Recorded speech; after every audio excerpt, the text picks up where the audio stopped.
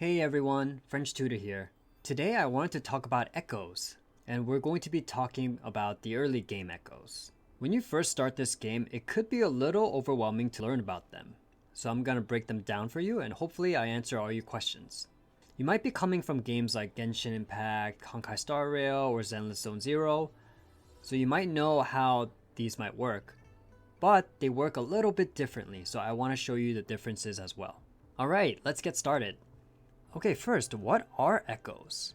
They are things that you absorb from tested discords, and they work like equipment in this game. They give you a bunch of stats. In the very early game, you don't really have to invest into them too much, but you need to have a general idea of what they are.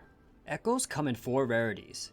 You have the 2-star green echoes, 3-star blue echoes, 4-star purple echoes, and 5-star gold echoes, which I don't have any here yet. And then you have 3 different types of echoes.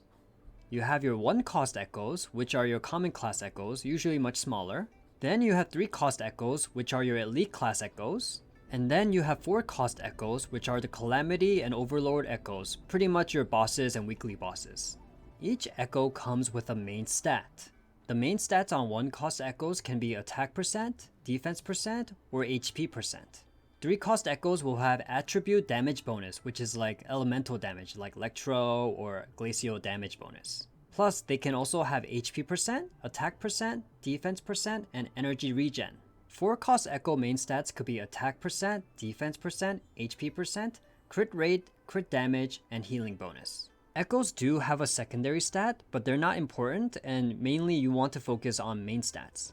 But I do want to let you know they exist. Cost 1 echoes have flat HP, Cost 3 echoes have flat attack, and Cost 4 echoes have flat attack as well.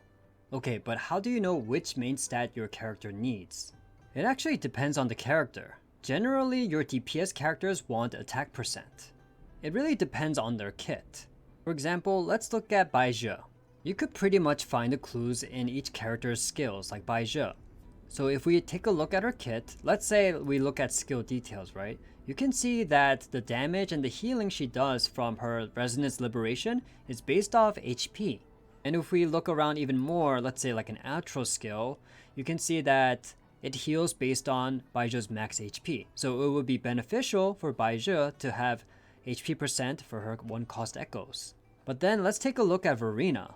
So we might think, oh, she's a healer, maybe we need HP percent. But if you look at her skill details on her Resonance Liberation, you can see that it's based off her attack. You could see from her outro skill that her healing is 19% of her attack as well. So the main stat on her 1-cost echoes, you want to have attack percent. And generally for 3-cost echoes, you generally want to have the matching attribute as the character. So for example, Kakaro's Electro, so what I want is I want Electro damage bonus. And usually for healers, you want to have energy regen.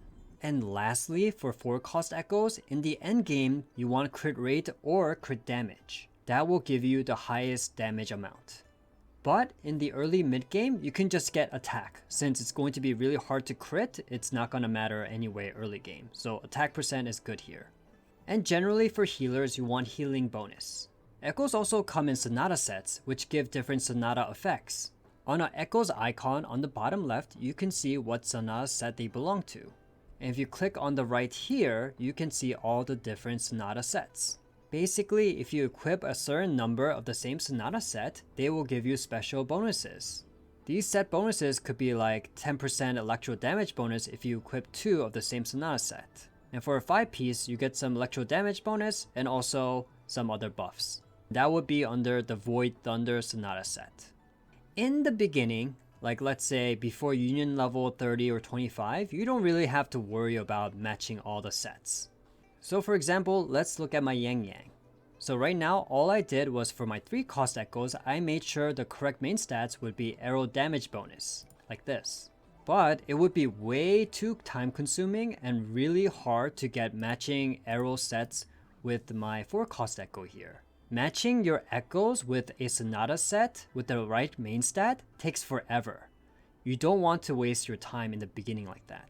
So just find the correct main stat and just equip them. And that should make your life a little easier in the beginning. You kind of know what each main stat does and which costs have what. So it should be a little less overwhelming now. Echoes are already confusing enough in the beginning, so don't worry about matching the Sonata sets. Generally, if a Sonata set gives you attribute bonus, you can just match that with your character's attribute. So for example, again, my Kakaro is Electro, so I want him to get the Void Thunder set. And generally for healers, you want to give them the Rejuvenating Glow. It provides healing bonus and it could increase the attack of all your party members. Moonlit Cloud is a great set to buff your main DPS with your sub DPS. But for some characters, it could be confusing which Sonata set they need, so do your research.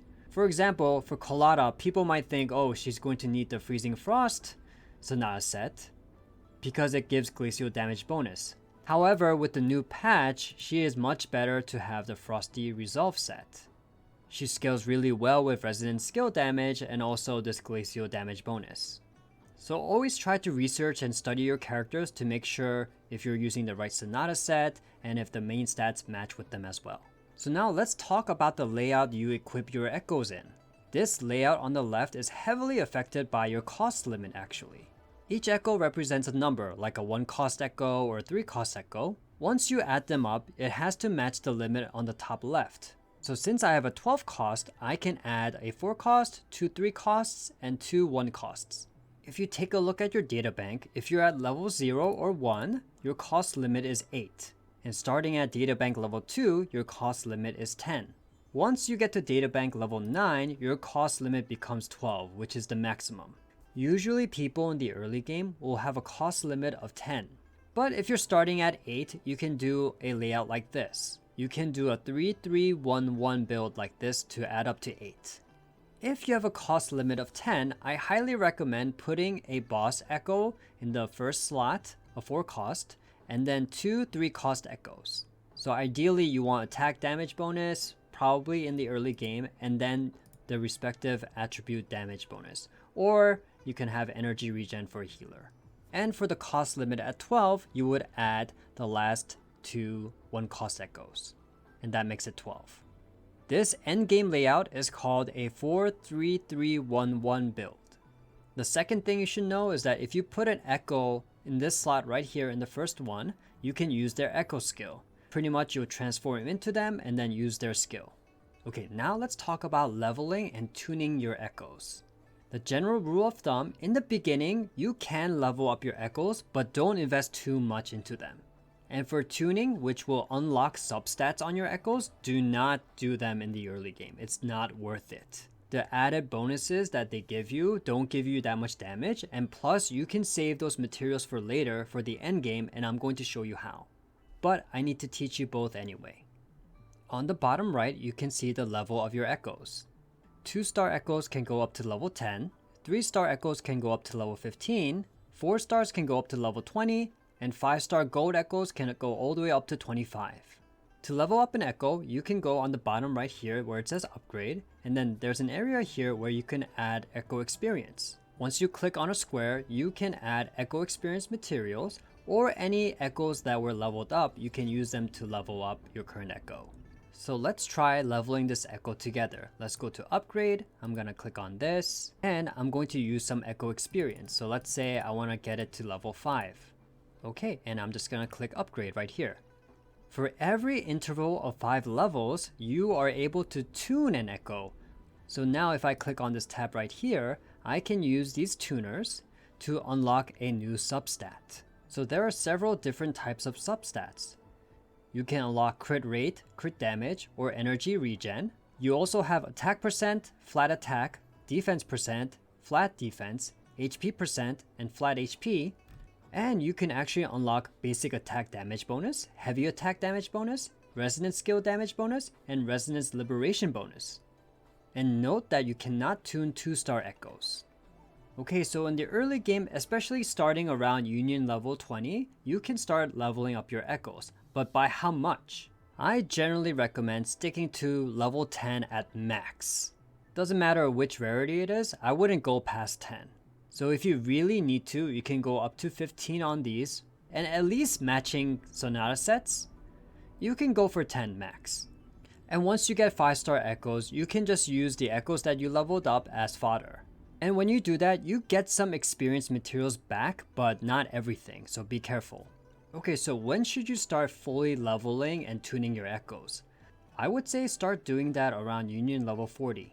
Focus more on leveling up and ascending and leveling up your skills and your weapons first. And then with a few gold echoes in the beginning, like Union level 30 with Databank level 15, you can level some gold echoes. Especially, like I said, in the 3 cost area, you can get attribute damage bonus, would really help.